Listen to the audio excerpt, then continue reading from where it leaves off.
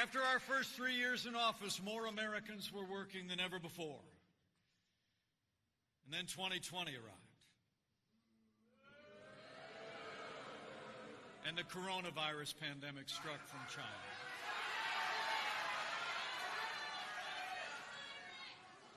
And under President Trump's leadership, America responded. We launched the largest national mobilization since World War II. We reinvented testing from a standing start.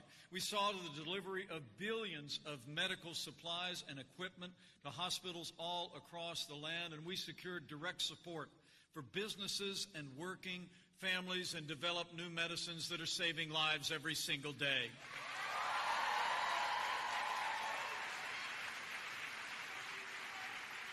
It's amazing to think, at the height of this pandemic, 22 million Americans lost their jobs all across the country. But because of the strong foundation this president poured, because of the unprecedented support for families and businesses, we've already seen more than 12 million Americans go back to work. We are opening up America again.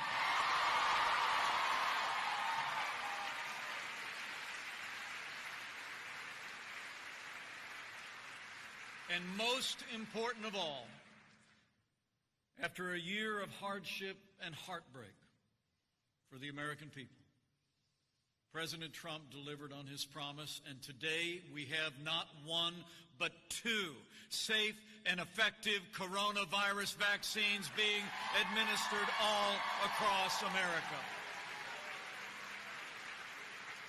Some said it couldn't be done, but in this season of hope, hope is on the way. And thanks to your president and incredible American ingenuity, under Operation Warp Speed, we have come to the beginning of the end of the coronavirus pandemic. It's a medical miracle, and a promise made, and a promise kept. So we're healing America, and all along the way, like all of you, we've been defending freedom. You know, I couldn't be more proud to tell you, as of today, this president has already appointed more than 220 conservatives to our federal courts at every level.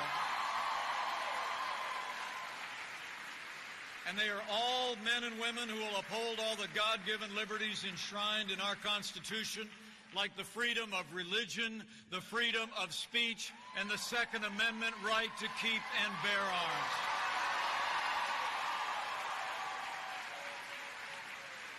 And that includes Justice Neil Gorsuch, Justice Brett Kavanaugh, and Justice Amy Coney Barrett.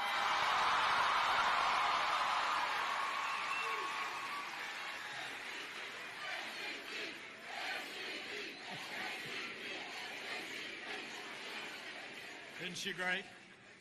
Isn't she great? Didn't you like it in that hearing? They said to her, what do you got written on that piece of paper in front of you there? She said, nothing, right?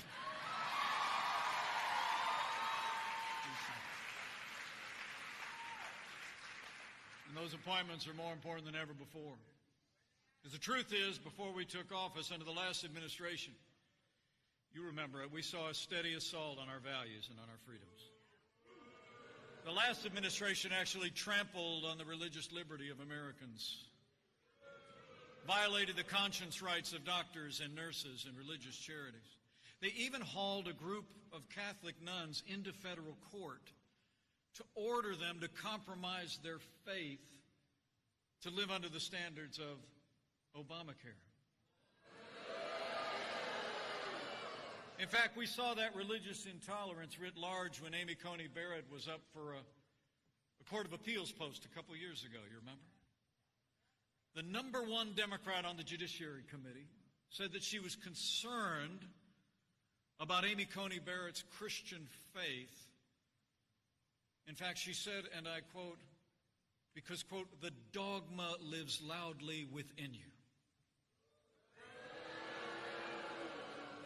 And Hollywood liberals have been attacking Amy Coney Barrett for her Christian faith ever since, haven't they? Well, I got news for the Democrats in Washington and their Hollywood friends. That dogma lives loudly in me. That dogma lives loudly in you. And the right to live and worship according to the dictates of our faith lives loudly in the Constitution of the United States of America.